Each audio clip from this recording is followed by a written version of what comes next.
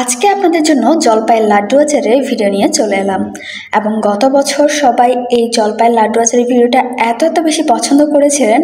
আমার মনে হয় না এমন কেউ বাদ ছিলেন যে এই রেসিপিটা ট্রাই করেননি। তাই এবছর জলপাইয়ের সিজন আসতেই ভাবলাম যে আবারও আমি জলপাইয়ের লাড্ডু আচার বানিয়ে ফেলি। এখানে আমি 1 কেজি পরিমাণ জলপাই নিয়েছি। তো প্রথমে আমি যেটা করব, জলপাইগুলো কেটে এর বীজ আলাদা করে ফেলবো। এভাবে সবগুলো জলপাই কেটে নেওয়ার পর আমি ভালোভাবে ধুয়ে এখন যেটা করব, জলপাইগুলো আমি অল্প একটু পানি দিয়ে সেদ্ধ হতে দিয়েছি। আপনারা চাইলে এখানে কিন্তু 2-1টা বীজও রাখতে পারেন, তবে এবার আমি একটা বীজও রাখিনি। সবগুলো জলপাই যখন খুব ভালোভাবে সেদ্ধ হয়ে যাবে তখন আমি এটা ছেঁকে নেব। আমি একদম ছোটবেলা থেকে দেখে আসছি যে আমার আম্মু সবসময় এইভাবে জলপাইয়ের আচার বানান। তারপর আমি যেটা করেছি, এই সেদ্ধ করে নেওয়া জলপাইগুলো এরকম একটা ম্যাশের সাহায্যে ম্যাশ করে নিয়েছি, যতটুকু করা যায় আর কি। আপনারা চাইলে এটা হাত দিয়েও করতে পারেন, কোনো সমস্যা নেই। এই জলপাইয়ের লাড্ডু আচার আপনারা চাইলে রোদে শুকিয়েও সংরক্ষণ করতে পারেন, কিংবা চাইলে বানিয়ে সাথে সাথে ফ্রিজেও সংরক্ষণ করতে পারেন।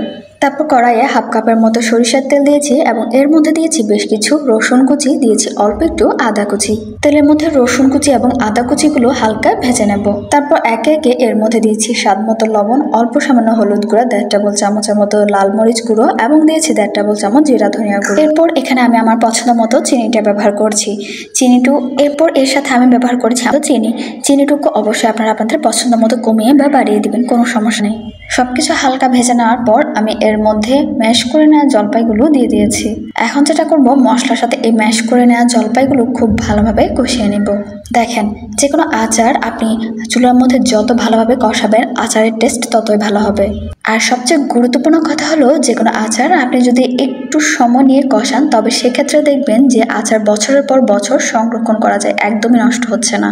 মশলার সাথে আচারগুলো আমি ভালোভাবে বারবার নেড়ে চেড়ে এভাবে চুলার লো আঁচে কষিয়ে নিয়েছি। আমি প্রায় 30 মিনিটের মতো এই আচারটুকু চুলায় কষিয়ে নিয়েছি। এইভাবে কষানোর এক পর্যায়ে দেখবেন আচারের কালারটা অনেকটা চেঞ্জ হয়ে এসেছে। ঠিক যখন এরকম একটা খয়েরি কালার চলে আসবে, সে পর্যায়ে আমি আচারটা চুলা থেকে নামিয়ে নিয়েছি। এখন এই আচারের জন্য আমি একটা শুকনো মশলা রেডি করব। এর জন্য আমি প্যানে দিয়েছি 2টো এলাচ, 3টে শুকনো মরিচ, দিয়েছি 1 টেবিল চামচ 5 ফোড়ন, দিয়েছি 1 টেবিল চামচ গোটা জিরে এবং 1 টেবিল চামচ গোটা ধনে। শুকনো উপকরণগুলো হালকা আঁচে ভেজে নেব। সবকিছু একটু ভেজে নেওয়া হলে এখন আমি যেটা করব, মশলাটা আধ ভাঙা গুঁড়ো করে নেব। এভাবে আধ ভাঙা করে নেওয়ার পর আমি আচারের সাথে এই মশলাটা মিশিয়ে নেব। এই পর্যায়ে বলা যায় আমাদের আচার বানানো প্রায় কমপ্লিট। এখন বাকি যে কাজটা বাকি আছে সেটা হলো আচারগুলো দিয়ে লাড্ডু বানানো। হাতের মধ্যে আমি অল্প অল্প করে আচার নিয়ে এরকম লাড্ডু তৈরি করে নিয়েছি। তো আমাদের জলপাইয়ের লাড্ডু আচার বানানো কিন্তু একদম কমপ্লিট। আর আমার মনে হয় না এই আচারটা খেতে কেমন সেটা নতুন করে বলার দরকার আছে। এটা কিন্তু খুবই মজা। তো আজকের ভিডিওটা আপনাদের কেমন লেগেছে সে বিষয়ে কিন্তু আপনাদের মতামত জানাতে পারেন, এবং চাইলে আপনি এই ভিডিওটি আপনার টাইমলাইনে শেয়ার করে রেখে দিতে পারেন, যাতে এই রেসিপিটা খুঁজে পেতে একদমই কষ্ট না হয়। এবং পরবর্তীতে নতুন নতুন আরও অনেক রেসিপি পেতে আমার ফেসবুক পেজ ফলো দিয়ে কিন্তু যুক্ত হয়ে যেতে পারেন। ইনশাল্লাহ দেখা হচ্ছে পরবর্তী কোনো ভিডিওতে। সবাই ভালো থাকুন, সুস্থ থাকুন। আল্লাহ হাফিজ। আসসালামু আলাইকুম।